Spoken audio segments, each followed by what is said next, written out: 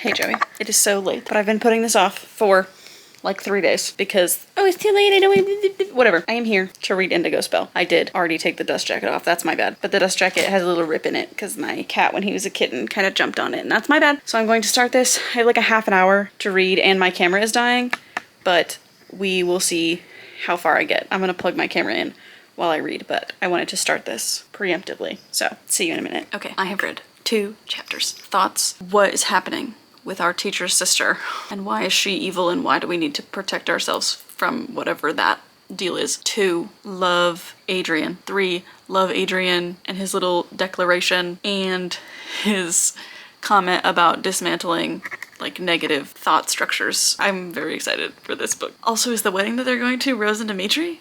Are they getting married? Those are the only vampires I know who are in, well, I guess, is it Sonia and whoever that is? Why would they be in Pennsylvania though if it's not? I don't know. I'll find out tomorrow. I'm back again. I just read chapter 3 and they're at the wedding. It is Sonia and Mikhail's wedding. Love them. We've mentioned them like 2 times.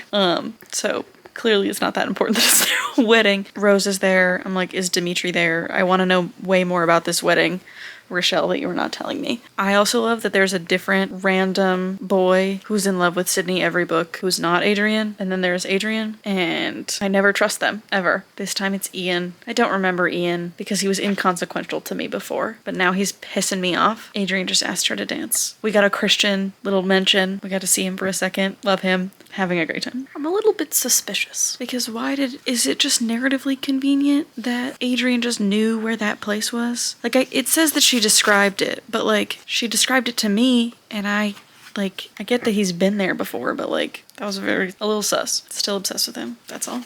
You know, this demanding Professor Witch lady has irritated me for 2 books. I'm starting to come around on her. Very interested in this Rapunzel Mother Gothel thing that her sister is doing. Very excited for Adrian and Sydney forced proximity. He needs to protect her with his magic vibes. I'm very excited for this last sentence of chapter 5 that I just read. Well, like the last 2. Sydney says, the alchemist's beliefs are my beliefs. Witch lady says, are they? I would hope your beliefs would be your beliefs. And Sydney thinks to herself, I've never thought about it that way, but I suddenly hoped desperately that her words were true. Yeah, girl, develop your own moral compass because the organization you work for doesn't have one. Just finished chapter 6. Crazy stuff is happening. She's driven to Santa Barbara? Yeah. She's looking for Marcus. He was hiding in the closet. Now there's a gun at the back of her head and he was looking for her also. Concerned. Yeah. It's very convenient that all of this stuff is happening in California, by the way. I know that this is a book and that it has to work out that way, but it kind of feels like that first Percy Jackson reboot where conveniently all of this stuff was taking place in Manhattan because he needed to stay in Manhattan for school. It feels like that. That was just a thought I just had, but I'm gonna keep reading to see what's happening. Okay, I have finished chapter 7. My cats are fighting. I finished chapter 7, which is where I'm gonna stop for the evening. She found Marcus. He broke the magic on the tattoo because apparently the tattoo can control you, and she just got it re-inked like last book or at the beginning of Bloodlines or something because of the whole Dampier thing, like helping Rose and whatever. So like maybe they're already controlling her. I sure hope they don't know about the magic. There's no way they know about the magic. They would have like come to snatch her up right away if they knew about that. But she brought him to Adrian to heal her. He asked what happened to her face because he had punched her, and she said he punched me, and then Adrian punched him. They got in a little tussle. He's being so sweet and kind. He made her let him heal her.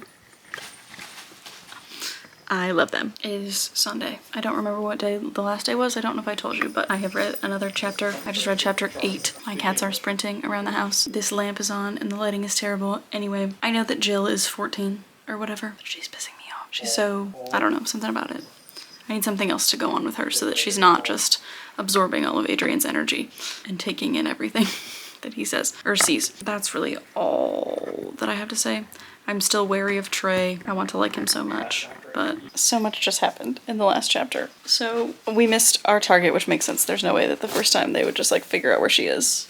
Of course she's moving. Also, Sydney had like her first positive thought about herself ever, as far as I can tell. She was like, people think I'm boring, blah, blah. But I did just scale a fire escape and break and enter and like do a bunch of cool stuff. Maybe I'm not boring, and that's like literally the first positive thought about herself that I can remember.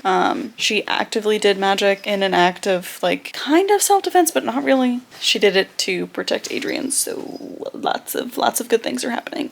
Good things are happening!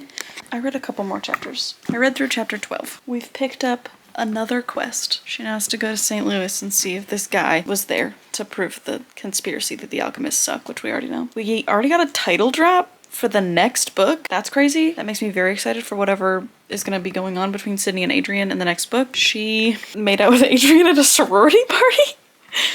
And then he gave her a hickey, and then she chose to wear a scarf in Palm Springs and not a turtleneck. Turtleneck feels more like Sydney than scarf, but she's never had a hickey before, so I guess she doesn't know. I don't know. That's crazy. I am having a great time, but I do have to go to bed, so that is all I would be reading tonight. I will see you probably not tomorrow. Don't have any time tomorrow, but maybe on Tuesday. Nope, not Tuesday either. Wednesday? I just want to finish this book. It's so good. It's Thursday. I think the last time I talked to you was like Saturday or Sunday. It's been a busy week, but I just read like 90 more pages and my camera was charging because it was dead because it's been 4.5 days. So I took some notes. So first things first, I had to rewatch the last clip to remember what I said about the sorority party and all of that, but I was doing the thing where I was accidentally skipping to the bottom of the page, and they got like spooked by the girl coming into the room or whatever while they were full on making out on this chair, and she was like, I like jumped away thinking it was Stanton, and I thought it actually was her. I didn't like read the sentence fully, and I literally had to close the book and take a lap, and then when I came back I realized that was in fact what happened. I thought she was actually there, and I was like, oh no, we're dead. It's fine. Then later in the next chapter, the one that I actually read today, she was thinking about making out with Adrian, and she was like, I have to think about something else. Conjugates from some Latin, and I was like, if you know, you know. Making and throwing fireballs? Love that for her. In the middle of the desert, in the middle of the day with a vampire is so funny. The coven being the Stell is fun. I like that. She is down bad for Adrian. All these girls are going crazy over Marcus, and she's like, I don't get it. Her and Adrian were talking about her going to St. Louis and having to like kind of like use Ian. First of all, he said, you're cold, which is funny because like she's just trying to like, you know, bring down this corrupt system or whatever. She's just doing what she has to do. But then he said something about if she has to put out in order to get what she wants or whatever, and I was like, that's such a 2013 thing for Rochelle to have written in this book, which is funny. He got so spooked he ripped her necklaces off, and I was worried about the one that was protecting her. I was like, oh, now the witch can see where she is. No, the garnet one protecting her is still on. It's the cross was left in the evil lady's room, the evil witch's room, and now the evil witch is using it to scry on her. Because it's a personal effect, ain't she? We haven't actually said that, but surely that's how that's going. Because now she's all up in her business. Adrian, like, pulling her into a spirit dream so she can't get ambushed by the evil witch in her weird witch dreams and staying up all night to protect her like that. The next note says, Sydney, if you don't plant one on that man. And then Adrian and Sydney become pet parents. Because she summoned a little dragon who's so cute. I can't wait for them to name him, but I also can't wait for them to have to co-parent this little rock monster. So that's where I'm at. I am on page 282, chapter 18. I read like 5 chapters tonight. Probably won't be able to read again tomorrow or Saturday. Tomorrow is high school football. Saturday is college football. Sunday, maybe. I don't know when I'll see you next. If I don't have anything going on Sunday, maybe I can just finish it, because I think I only have like 100 pages left, so stuff's about to go down. I am so tired and my eyeballs hurt, so I'm going to bed. So we'll see you later. It's Sunday. I have a little over 100 pages left, 120 pages left. I plan to sit here and read all the rest of it before dinner. And I'm gonna time lapse some of me reading it to kind of fill in more of this video. So I will interject with my thoughts.